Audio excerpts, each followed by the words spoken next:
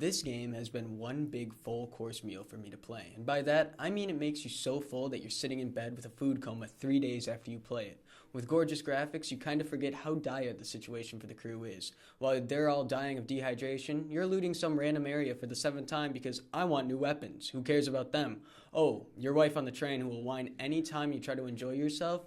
The amount of times you hear the name of your character, Artyom, it makes you want to turn the sound off. Because I'm sorry, I thought I was here to have fun, not to be belittled by my entire crew and my wife.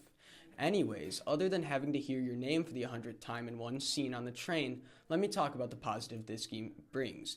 Like I said, the game is gorgeous with multiple different areas and even weather patterns. Yeah, just when you thought the new area you into was kind of dope, boom, Desert Storm.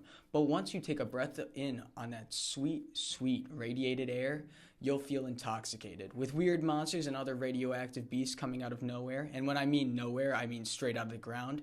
You'll feel trapped in a good time of wasting every bullet on that one enemy that made you cry.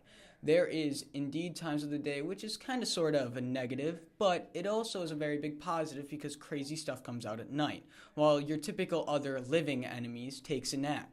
The way that combat goes is you make or loot everything. I think this appealed to me because I don't want to feel like I was walking around in God mode while one-shotting everything with a well-placed bullet. But don't let that confuse you. A lot of the AI in this game isn't just things that want to kill you. A lot of them are actually people who have survived and have their own idealistics.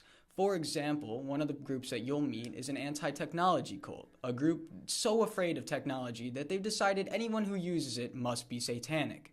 The game is usually on its money for differentiating your typical good guys from your bad guys, and with your bad guys, movement is sporadic and makes you feel like you've wasted all your ammo on one enemy.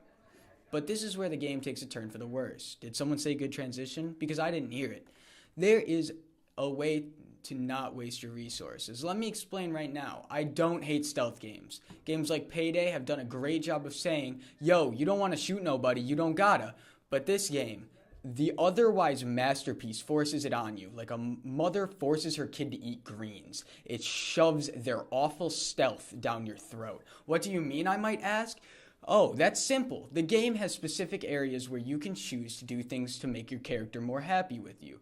These affect your outcome of the game, and it's pretty obvious when they happen. But this stops nearing the end when they give you these people you know you don't want to kill. They have viewpoints nearing your crew, and half of the time, I was playing through this area, I was getting pissy because they'd spot me with their echolocation and scream to all their people that I'm here. Like, really, dude, I'm just trying to steal your boat and escape to my partner. But no, you have to yell and have me get the bad ending. This is my problem with the game. My one huge, gigantic headache of a problem. I shouldn't have to stay crouched all game to get somewhere or get the ending I want. If I want to steal the other people's boats, insert the Kodak meme here, then allow me to shoot a couple of them until one of the NPCs says he doesn't kill the unarmed and let me knock out the rest. Don't have these guys have 360-degree vision and alert off of anything I do, because realistically, it hurts to kill some of these people. I get that you want me to think about my actions, but I shouldn't have to fight up a waterfall to enjoy a game to its fullest potential, and that is where my opinion lies. I shouldn't have to waste my precious metal to make stupid tin cans that weigh out the guards so they can be lured a little bit, and very slowly I may add, to my corner so that way I can knock them out. It feels so slow. Milking. The act of taking and lengthening it out to one point where you're like, come on, bro. You really doing this again? For no reason? This is stupid. And that right there is it. Milking is the worst part of this game. They milk cutscenes, bad decisions, character development, for there being the giant areas filled with bad guys and avid life, it feels empty. No good loot other than the scraps you need to survive, and that's my problem. The story alone can't pull you in. You have to put more detail into the world you step in, or it will feel empty. It's like a popular girl at school, stunning and gorgeous, but as much depth as a 2-inch puddle.